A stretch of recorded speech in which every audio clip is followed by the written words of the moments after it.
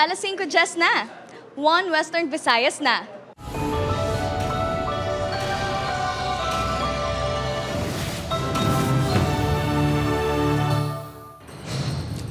Tutukan subong nga Miyerkules.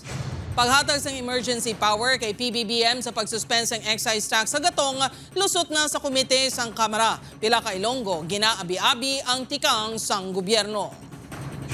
58 Ilonggo OFW sa Middle East nagaproseso na sa pagpauli sa Iloilo suno sa peso.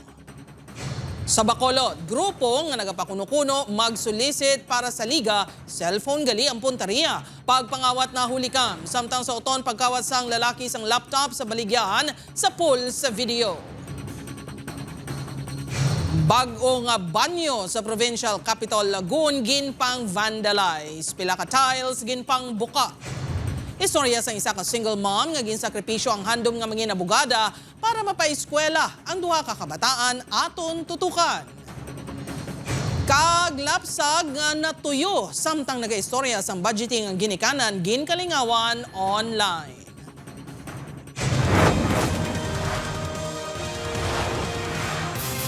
Ini ang GMA Regional TV, 1 Western Visayas.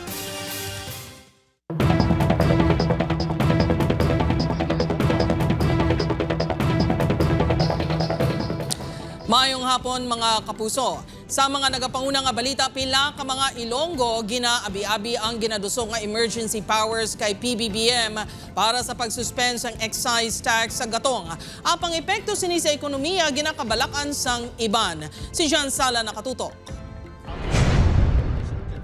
Iga certifying nga urgent o kung kinahanglan sang madasig nga aksyon ni Presidente Ferdinand Marcos Jr. ang Emergency Powers Bill nga nagatuyo o maghatag sang gahom sa Presidente nga isuspend ang excise tax sa gatong. There's no point declaring it as urgent before the committee report has been completed.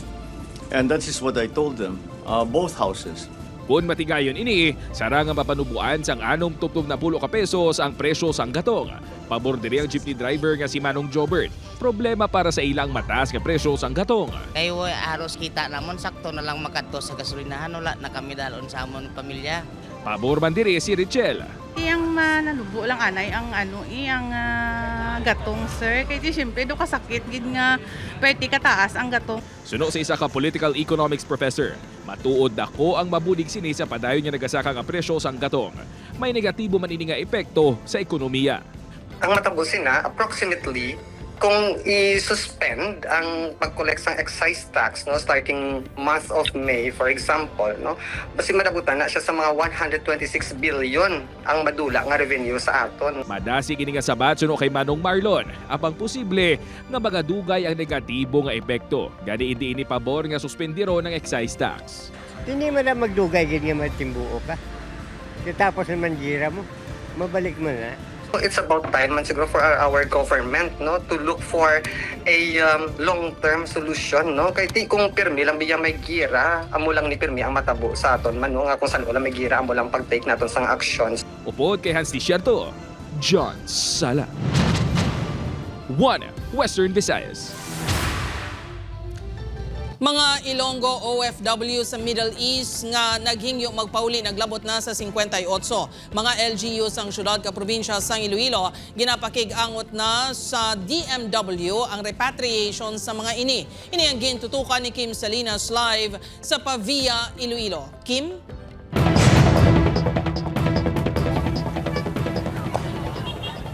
Jared pulo na kadlaw sang nagumpisa ang gyera sa Middle East kagpaday naman ang pagsaka sang numero sang Ilonggo OFWs nga luyag magpauli sa Pilipinas. Wala na obra, naipit pa sa gyera. Kini sa karon ang sitwasyon sa 40 anyos nga si Mark Anthony de los Reyes, isa ka Ilonggo OFW sa Jeddah, Saudi Arabia.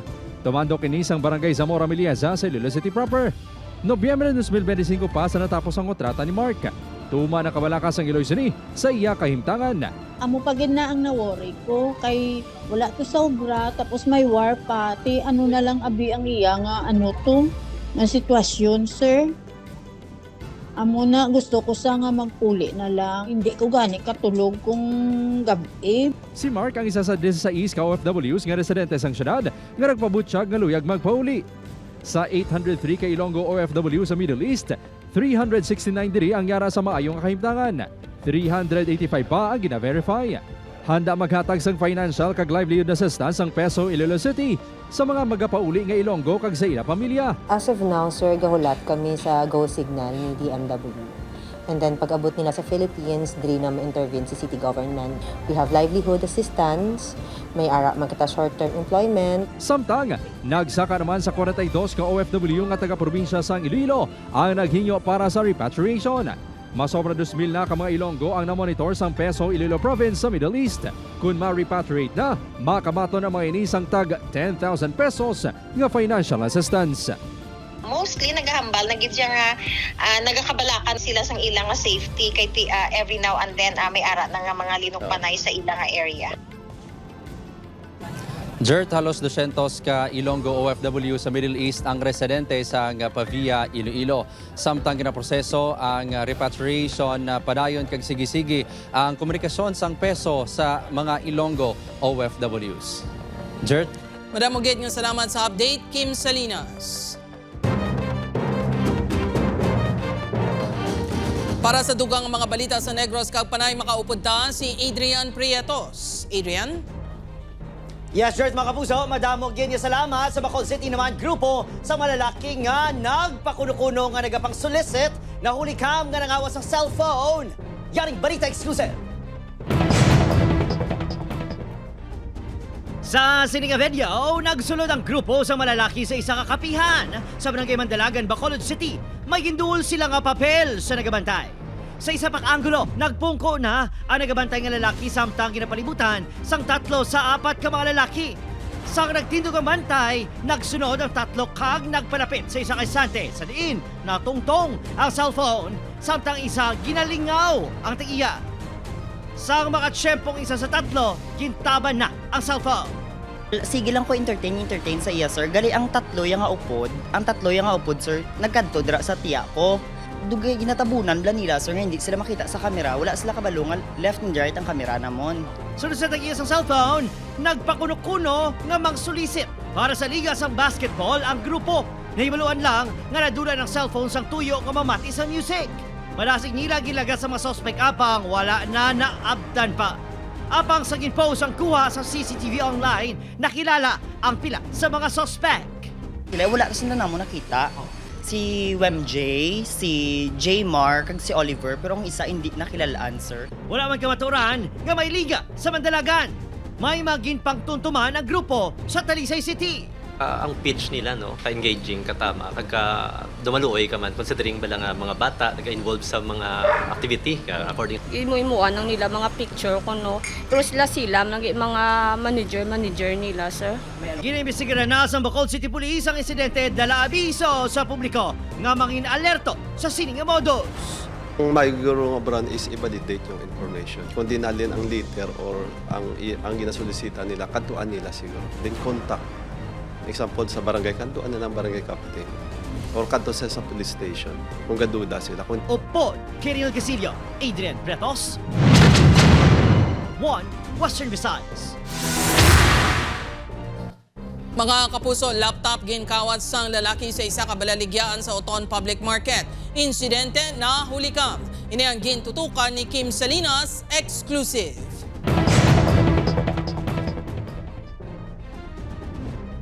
Daw mabali ang liog sa sining nga lalaki sa wala untat nga pag pulubalikid. Ini sa tunga sang iya malain nga plano.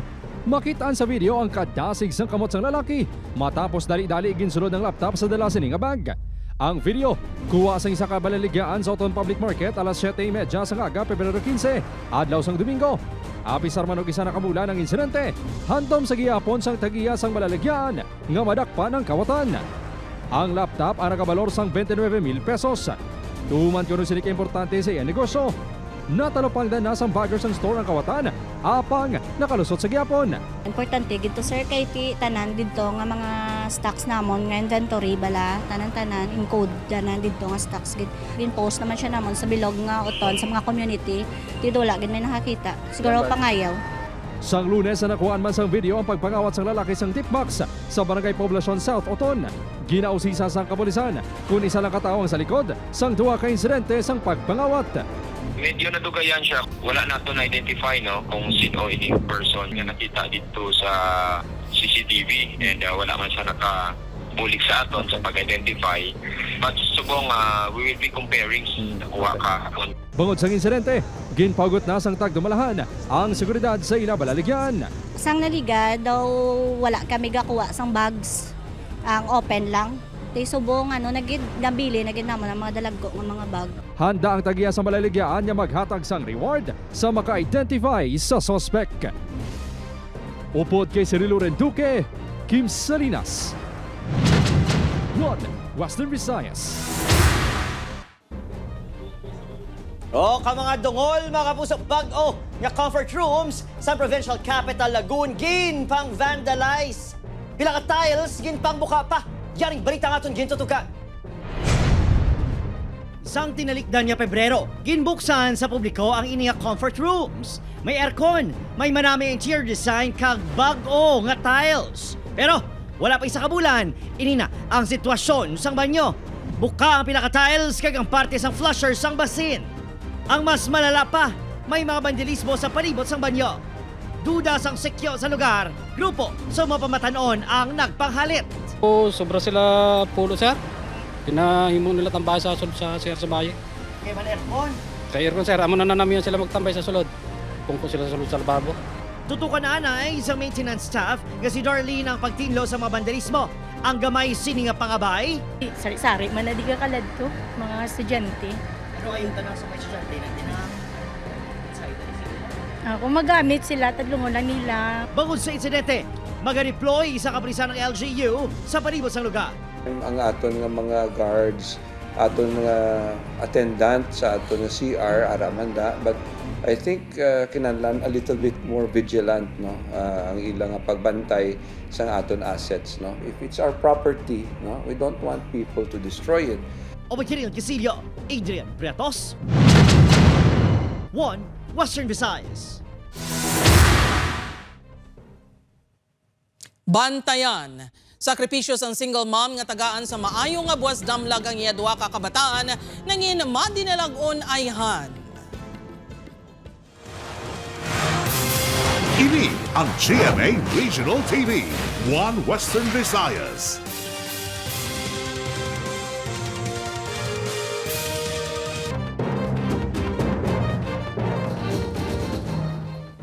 Pila ka kalalaki na nagginamo sa food festival sa Pasay City. Daan nga hiligutanon ginapahayag gintunaan sang insidente. Si Julius Bilacaol nakatuto. Right!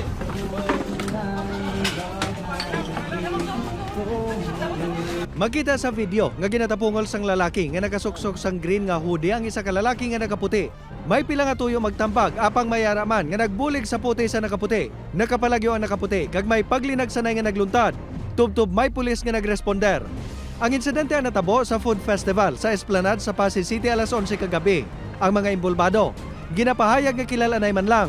Posible wala lang nagintindihanay sa istorya parte sa karera sa motorsiklo kag sa kahulugbon. Paglabay sa isa, nung sila sir, nagsuyaanay.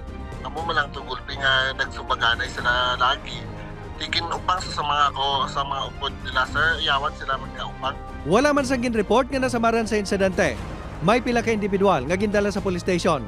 Apang sang dito na, nagsugta na ang mga ining hindi na magreklamo, gani ginpahanugutan nga magkagwa. Ang Food Fest ang kabahin sang isa ka festival sang syudad sa weekend.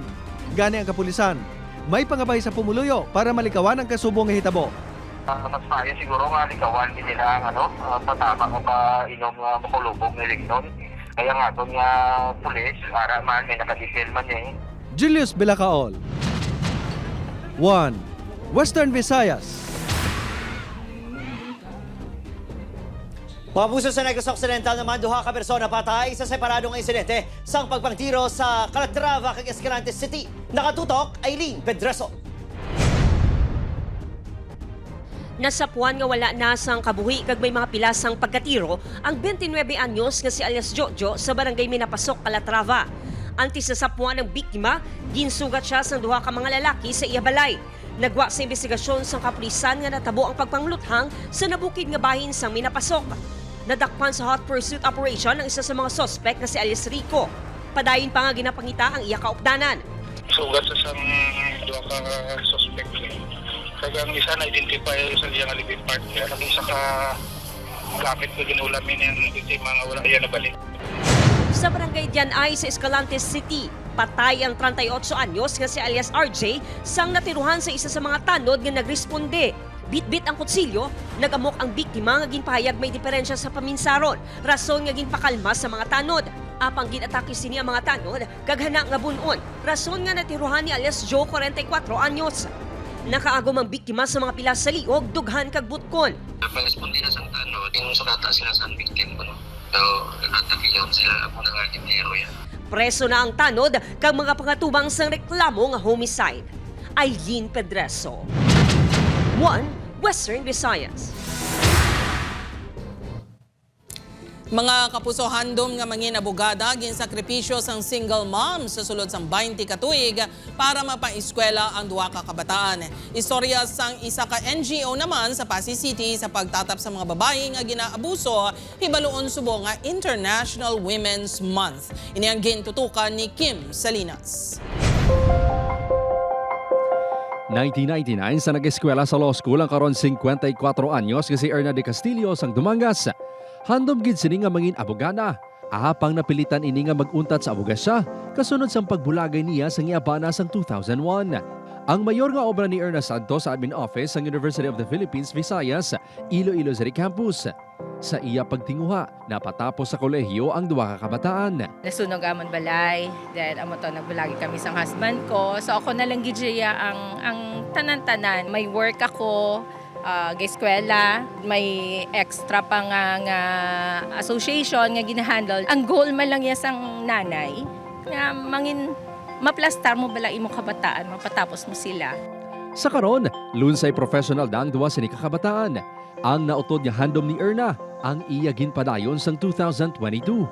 2025 sang nagradwa rini sa law school sa Iloilo City. Natala ni magkuha sang bar exam subong tuig. Bisan ano ang mga challenges, mga obstacles, mga problema nga nagaabot sa kabuhi ko, kabalogid ko nga may Ginoo nga naga-guide sa akon and mabulig. Samtang paglaom ang ginahatag sang isa ka non-government organization sa Pasig City nga Chameleon Association of the Philippines sa pila ka kababainhan nga ginabuso sexual.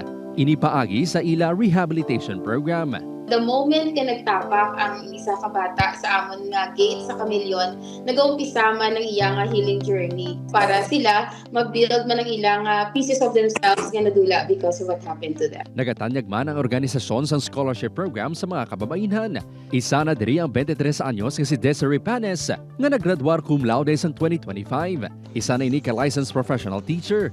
Sa 6 katuig sini sa Chameleon, volunteer ni sa paghatag lectures sa mga komunidad nga nagabulig sa mga kababainhan. Subong nga International Women's Month, padayuno ni Desiree ang i-advokasya sa women empowerment sa iya mangin estudyante. Let's stop objectifying women. Hindi lang naton pag-ibase ang words sang bayi sa iya nga lawa, sa iya lang gid nga pananamit. We women are more than that, no. We are capable of everything. Upod kay Romel Porquia, Kim Salinas, 1 Western Visayas.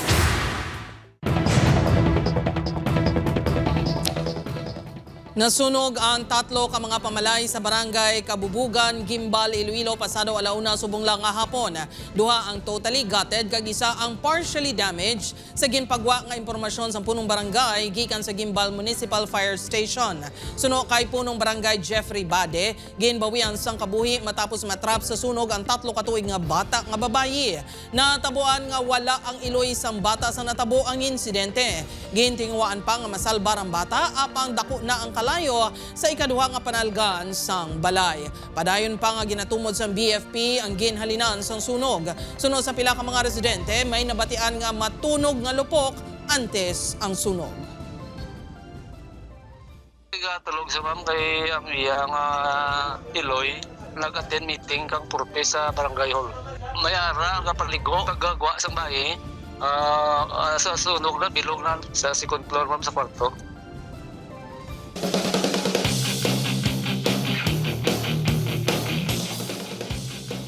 Exciting mga puso, buwas ng NCAA Season 101 Cheerleading Competition. Mga serbe nga host sa Day Martin Javier kag Lexi Gonzalez, samtang si Glycel Galpo ang win courtside reporter naman. Sino bala sa siyampa ka mga eskwelahan ang makalutos sa defending champion ng Arellano Chief Squad? Bantayan inabuwas 2:30 p.m. sa Mall of Asia Arena. Malantaw man sa GTV kag via live stream. Bantayan, lapsag nga natuyo samtang nagaistorya sa budgeting ang ginikanan ginkalingawan online. Ini ang GMA Regional TV, One Western Visayas.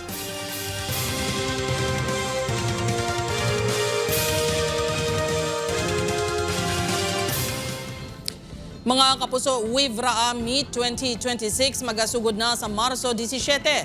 Halos 4,000 ka atleta magapasakop. Pila ka participating divisions amat-amat na nga nagabot sa Pasay City. Si Kim Salinas nakatutok.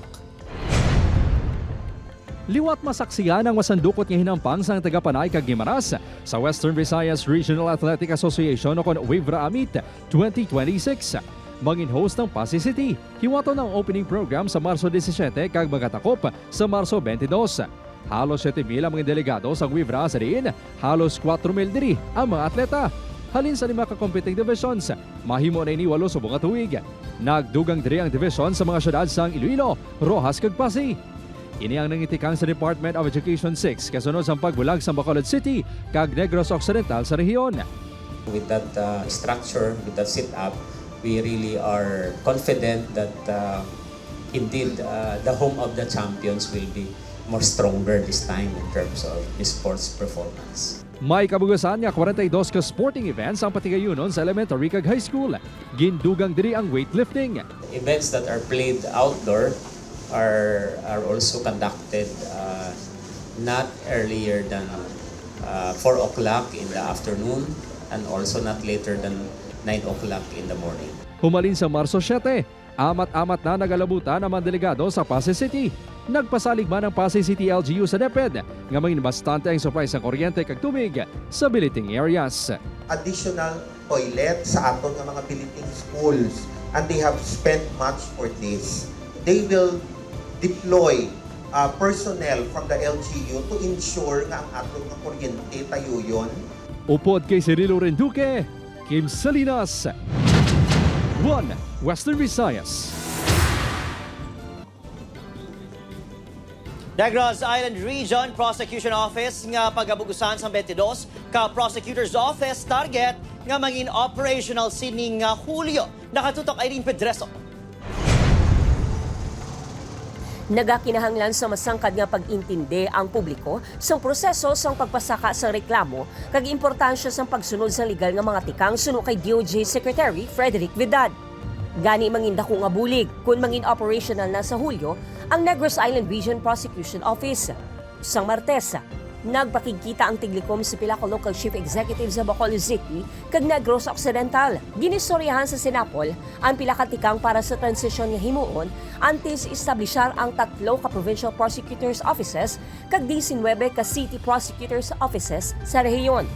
Ang opisina ay dapat nakalocate sa Negros Occidental. Yun ang requirement. And I've heard very positive news from Governor Lacson. Plano nila na magtayo ng bagong government center. Tingin ko, saktong-sakto yon sa plano ng Department of Justice. Kasi pag may opisina na tayo na physical, actual, mas madaling makikita at mararamdaman ng ating mga kababayan yung serbisyo. Magluwas nga mapalapit ng prosecution services sa publiko, mas mangin mahapos sa mga opisina ang komunikasyon sa komunidad. Dapat madagdagan yung public education, yung pangunawa kung ano yung proseso na dinadaanan. Minsan, akala nila ng ating mga kababayan, pag narinig lang sa may nag-expose, may kaso na yon. Diba? Hindi naman ganun ho kasimple yon. Base sa mga pahayag naging pagwa sa pila ka local chief executive sa probinsya, suportado nila ang ginistoryahan nga tikang kaupod ang DOJ. Aileen Pedraso, One Western Visayas.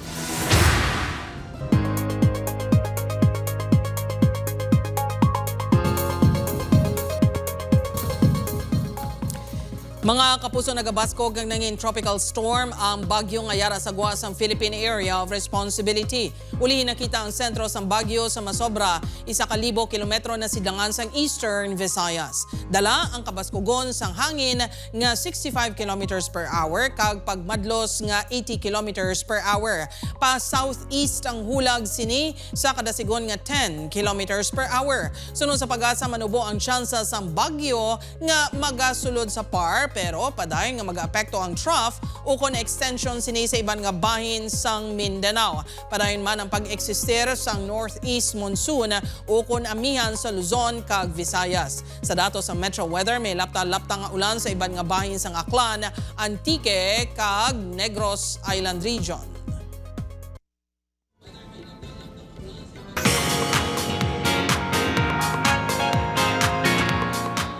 Mamusayari na dapat bantayan sa Encantadia Chronicle Sangre sa pag-abot sa mga sangre sa Encantadia makuha na bala nila ang sabat sa ilang mga palamangkutanon. Sino bala ang magabulig sa ila? Bantayan ina 8 to 5 p.m. sa GMA Prime pagkatapos sa 24 oras. Samtang subungan na dakpan na ni Joey kag Andrew si Golda. Mapaako na bala niya siya sa mga sekretos ng sindikato. Bantayan ina tanan sa Never Say Die 8:55 p.m. sa atong GMA Prime. Sa mga interesado dira nga magpatubos ng bamboo ukon kawayan, may araliwat nga training kag seminar sa Carolina Bamboo Garden sa Antipolo Rizal sa Sabado, March 14, alas 11 sa aga tubtob alas 5 sa hapon. Sarang iscan ang QR code sa announcement para sa kompletong address ng Carolina Bamboo Garden. Lakip sa may istoryahan mo ang mga pamagi kung paano magpatubo, magpadamo kag mag-ani sang bamboo. Subong man ang mga nakalaylay nga produkto nga himo sa kawayan. Sa mga luyag magpasakop sa mga training kag seminar kag sa iban pang impormasyon lang tawon ang mga detalye sa ila announcement.